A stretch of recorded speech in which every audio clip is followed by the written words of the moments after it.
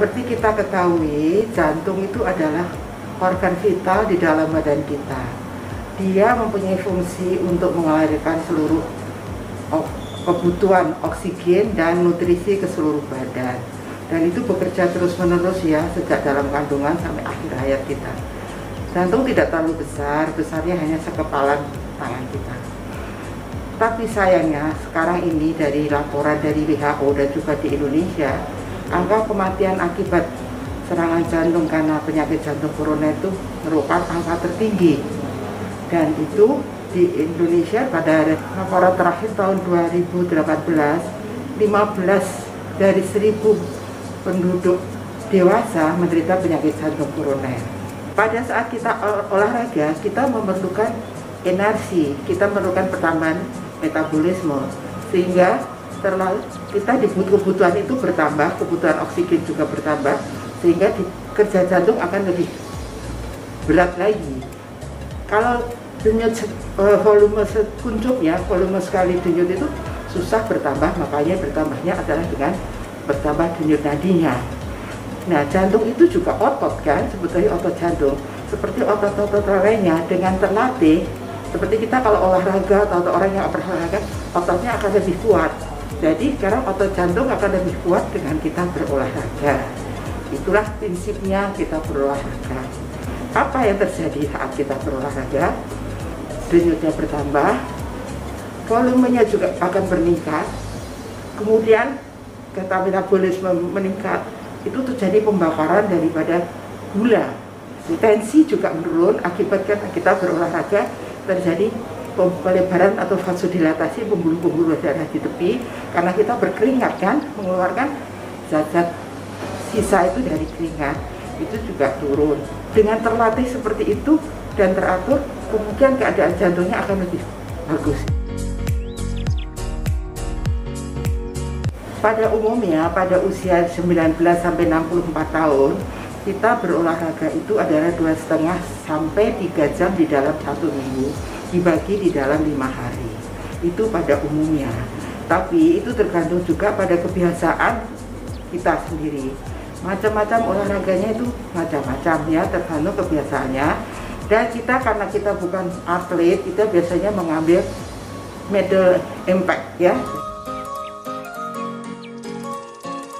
Ya, pada pasien-pasien dengan gangguan jantung rata-rata pada ketakutan untuk berolahraga, terutama karena takut sesek, takut capek, takut nyeri dada, bahkan takut meninggal. Padahal harus tetap olahraga seperti saya sampaikan tadi bahwa otot jantungnya juga harus terlatih. Tetapi itu semua harus dengan kontrol ke dokter. Sebelumnya kita harus tahu tensinya berapa, nadinya berapa, EKG, echo, bahkan mungkin treadmill, terus tes 6 menit berjalan dan sebagainya. Dimulai dengan bertahap, pelan-pelan lah. Paling aman tuh jalan pelan-pelan, dimana jalan itu ada tumitnya menapak, bukan lari. Kalau lari setengah lari itu kan tumitnya sedikit gitu ya. Nah, kita mulai 15 menit dalam 1 minggu, bertahap naik lagi sampai tercapai seperti saya katakan tadi 2,5 sampai 3 jam di dalam 1 minggu. Terutama pada pasien-pasien yang sudah pernah dilakukan bypass, balon, pasang stent dan sebagainya, itu harus dengan nasihat dokternya berapa. Ya paling aman ikut di dalam klub-klub jantung sehat itu karena itu di dalam pengawasan. Dan jangan melakukan olahraga saat nggak fit, misalnya kurang tidur atau sesek atau panas atau nadi istirahat itu sudah di atas 100 atau bengkak-bengkak di kaki. Dan penting ya, jangan habis makan kenyang.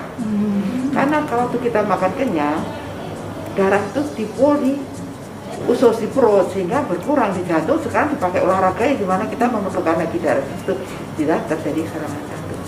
Ingat, stop merokok. Itu yang paling penting buat yang sehat maupun yang sakit. Yang terjadi adalah pada olahraga dan meninggal mendadak atau serangan jantung, terutama meninggal ya, itu terjadi henti jantung mendadak. Henti jantung mendadak biasanya terjadi karena penyumbatan total dari pembuluh koroner, terjadi akut infark, miokard ya kan. Itulah terjadi gangguan irama atau aritmia jadi ventrikel tachycardia, ventrikel fibrillasi ataupun blok jantung yang total. Hal itu bisa dicegah yaitu dengan tidak memaksakan diri untuk berolahraga. Seperti kalau kita ada nyeri di dada, kalau kita ada sesak nafas dan sebagainya, dan tidak terlatih, jangan ikut-ikutan. Sekarang sepertinya klub sepeda balap-balapan tidak mengerti kemampuan dia. Makanya seyogianya kalau di atas 35 kita lakukan medical check up dengan treadmill. Terutama pada pasien-pasien penyakit jantung koroner yang pernah di bypass, pernah dipasang stent, pernah di balon, itu harus lebih hati-hati tentang nadinya, tentang keluhan-keluhannya ini. Kita ada ya waktu itu kalau nggak salah seorang dalang yang terkenal, ya dia habis sakit dada, merasa dengan olahraga dia enak dadanya, ternyata malah meninggal. Ya itu tidak boleh. Kalau sudah dengan ada rasa sakit dada, terutama menjalar kerahan, kelengan dan sebagainya, itu tidak dianjurkan untuk olahraga, terutama nadinya berdebar-debar, sesak, kakinya bengkak dan sebagainya, itu tidak dianjurkan untuk berolahraga. Dan juga sebisa-bisanya kalau olahraga yang outdoor di luar itu jangan sendirian kalau pada orang-orang yang sudah ada penyakit jantungnya, karena pada saat pertolongan pertama itu sangat dibutuhkan, dan sekarang nampaknya pertolongan pertama itu sudah dilatih ke masyarakat sehingga bisa melakukan penolongan pertama pada serangan jantung dan henti jantung. Harus teratur dan dimulai dari kecil, karena plak itu dimulai dari dekade pertama, ya kan? Awasi tensi, nadi sebelum latihan, jangan lupa pemanasan 10 menit dan pendinginan 10 menit setelah exercise. Target heart rate yang akan dicapai dilihat, jadi sebaiknya memakai pulse meter atau menghitung sendiri. Jangan segera mandi setelah selesai olahraga, baik dengan air dingin maupun air panas. Stop merokok, asupan gizi yang bagus, artinya yang sehat untuk badan kita. Salam olahraga, salam sehat.